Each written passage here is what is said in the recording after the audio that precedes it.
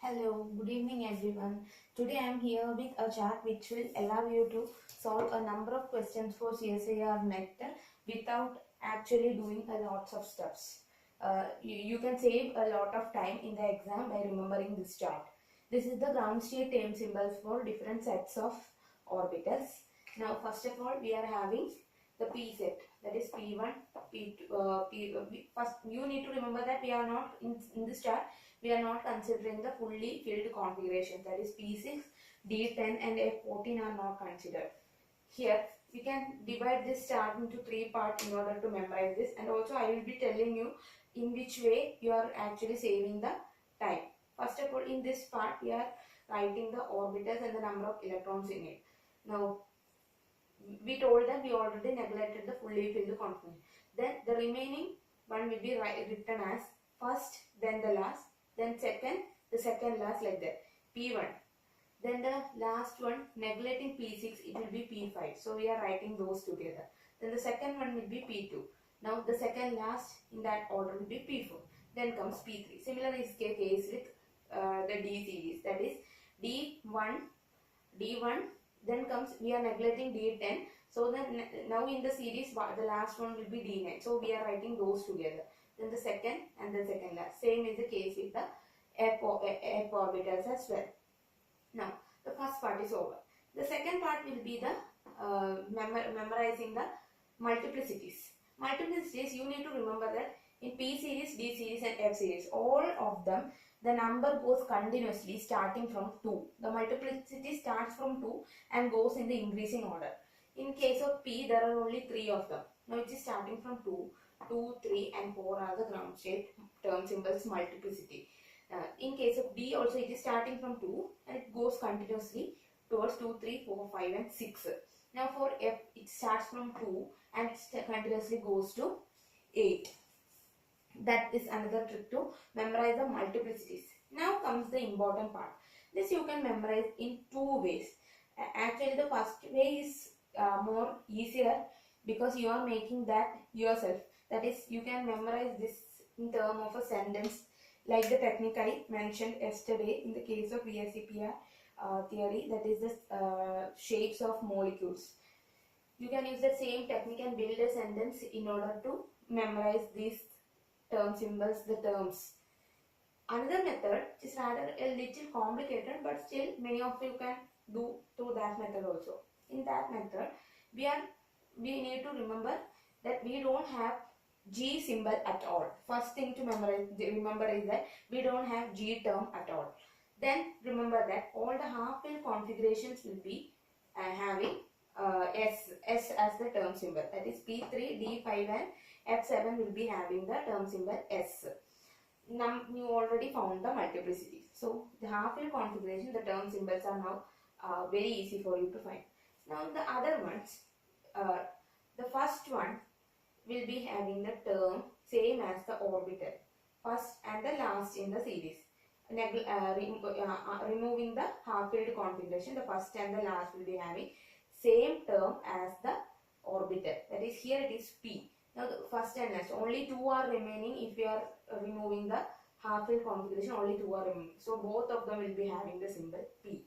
Now in case of D, we can see D1, D9 is the first, and now we have already got the half-fill. So the last one will be D4 and D6. Both of them will be B. Then comes the term just above the term we have already written. The next after D is F. So the other two will be F.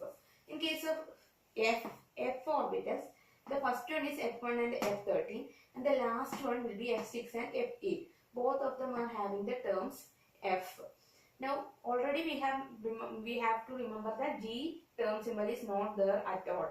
So above F, the next term that comes is H. So F2, F12 and the second last, that is F5, F9 will be having the term symbol H. And then the remaining two will be having the one just above it, which is I. So this is the way to memorize this chart.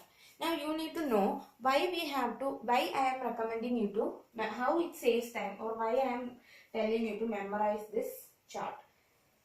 Example, you are having a question to find the ground state term symbol of germanium. what you know that it is 4s2 4p2.